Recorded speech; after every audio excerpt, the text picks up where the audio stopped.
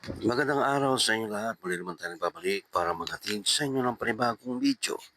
Para sa oras na ito, kung bago lang kayo sa aking channel, huwag niyo kalimutan mag-like at subscribe para lagi kayo updated sa mga bago nating video na ina-upload araw-araw dito lamang yan sa ating YouTube channel. Maraming salamat sa inyong panonood. Enjoy watching. Ako nagtatanong, di ba? Bakit parang ako muna nagtatanong, sagutin niyo muna ako. Para alam ko yung gagawin ko next time. Huwag niyo na muna akong tanongin ano bang reason ng breakup, bla bla bla. Mahal mo pa ba? So, okay, nagsabi na siya kung kailan babayaran. Ay, hindi na ako matapos-tapos. Ngayon, tapos sisiponin ako, taga kasi baka magkamali ako ng itatanong ko.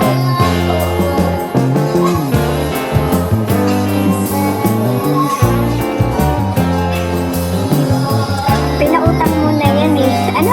Pinautang mo, ayan na. So okay, nagsabi na siya na babayaran, di ba?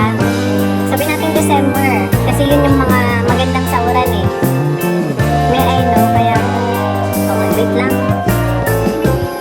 Ganang survey niya lang. Yung malay mo, ganang gusto mo pa ate.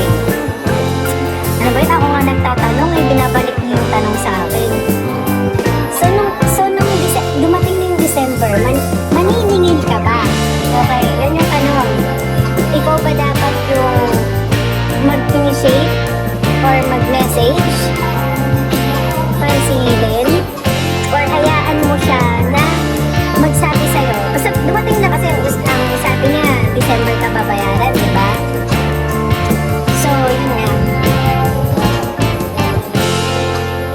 Mahal mo pa, natural pa, pautangin mo talaga.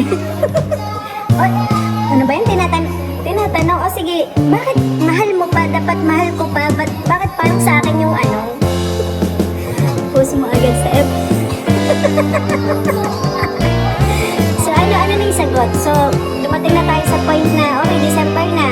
So, kayo ba magme-message para singilin siya? O antayin mo siya nag-mag-message sa'yo kung kailan kayo babayaran? Kung kailan ka babayaran?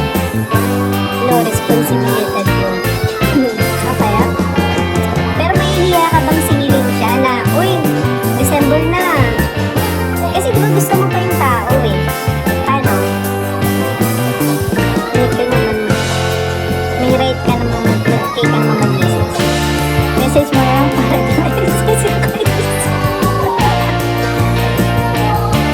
Tinatanong